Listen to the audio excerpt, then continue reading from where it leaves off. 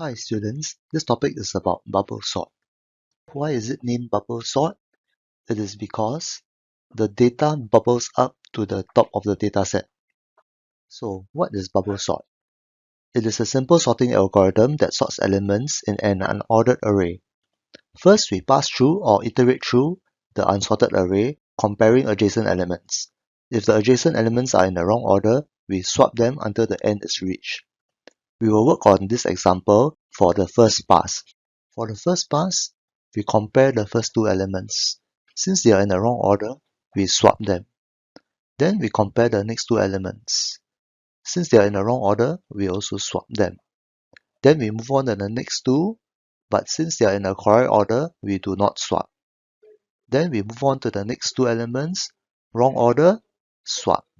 At this point of time, we reach the end, so we can see that the largest element is at the end of the array and is considered sorted. We still need to keep repeating passes or repeating step 1 on the unsorted part of the array until the entire array is sorted. So for the second pass, we will compare the first two elements and see that they are in a correct order. There's no need to swap. Then we compare the next two elements, index 1 and 2, correct order, no need to swap. Then we compare the next two elements, 8 and 5, we need to swap to 5 and 8. So we stop comparison here. We do not need to compare the next elements index 3 and 4 because we know that index 4 contains the largest element already. So we stop. 8 and 9 are in the correct positions in the sorted array. On the third pass, we will compare index 0 and 1 and not swap. We will compare index 1 and 2 and swap. And then we have built up the largest 3 elements. On the fourth pass, we will compare index 0 and 1 and choose not to swap. And we have built up the largest 4 elements. This is where the sort is complete. How can we implement it in Python? First, we do the first pass. To do this, we can use a for loop. Let's call it inner loop for now. It starts at index 0. Comparing 24 and 5 here, we swap. Then we iterate to index 1. Comparing 24 and 36, we don't swap. Then we iterate to index 2. Comparing 36 and 18, we swap. Then we iterate to index 3, comparing 36 and 12, we swap. We stop iteration at 3, 1 less the highest index of the array, index 4, because if we go on to index 4, and when the algorithm compares element at index 4 and 5, we will have an indexing error for going out of range. The largest element will now be at the end, and the first pass or the first loop is considered complete. So far, we only demonstrated one pass. We need an outer loop to control how many times the inner loop is called. We can do this by nesting the inner for loop inside an outer for loop. On the first call on the inner loop performs pass 1, where the largest element is correctly placed. On the second call on the inner loop performs pass 2, where the second largest element is correctly placed, until the fourth call that performs the last pass, where the second element, 12, is correctly placed. In general, a size n array will require n-1 passes. Optimized bubble sort is a variation of the bubble sort. It works the same way, but a boolean is used to check whether there are any swaps or not.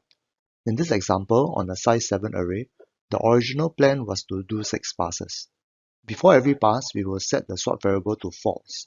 When we do the first pass and swaps are made, swap variable is set to true. Here in the second pass, swaps were made, so swap is set to true. In the third pass, swaps were made, so swap is set to true. After the fourth pass, since it's already sorted, the inner loop will not perform any swaps, and the swap variable remain false. So we can see that using the swap variable, we can know whether the array is sorted or not. We can stop the sorting process to skip past 5 and 6. So, is bubble sort in place? What does it mean to be an in-place sort? It means that sorted items occupy the same storage as the original items. Bubble sort is in place because in the algorithm, we work on the array doing mutual swaps within the elements inside. The list is mutated or changed as we sort. The original unsorted sequence can no longer be found anywhere.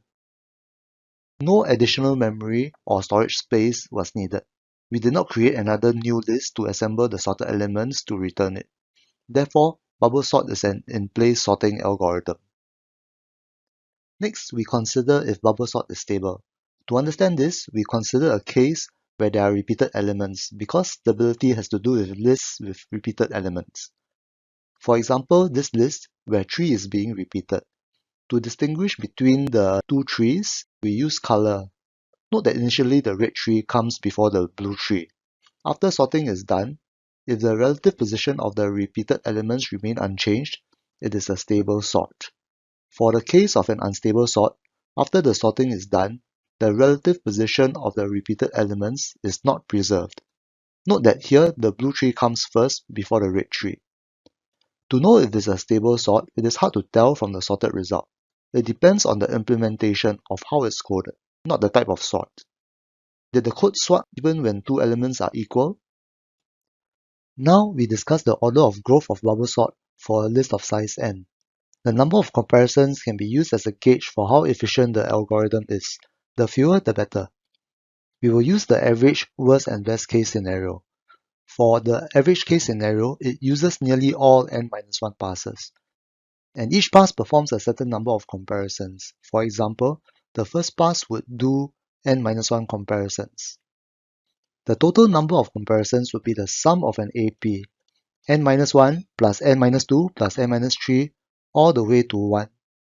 Using math, the answer is n times n-1 divided by 2 comparisons.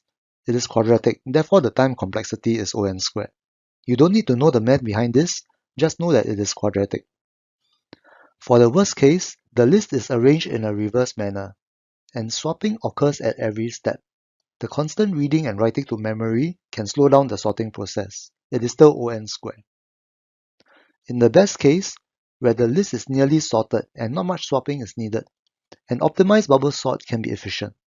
To confirm that the list is sorted, the algorithm only needs to go through a few passes down the entire list only. Because of this, the order of the growth is proportional to the length of the list. So the best case is O(n). For unoptimized bubble sort, this best case does not apply because it does not have any logic to stop execution when it's already sorted. So the best case for unoptimized bubble sort is still O(n) squared. For the last point, we will just touch on the advantages and disadvantages. For advantages, bubble sort is memory efficient. You do not need additional memory space, like creating another size n list to do the sort. Stable sort can be easily achieved by not swapping equal elements. Optimized bubble sort can work well in O(n) time on nearly sorted data sets. For disadvantages, O(n) square performs badly on large data sets. Imagine a list with n equals to 1000 elements. We may need n square, which is 1 million comparisons, to sort it. Currently, we have not touched on other sorting algorithms, so it is difficult to compare. But for now, just know that there are other better performing algorithms. This ends the video. You can start on the lecture training questions now.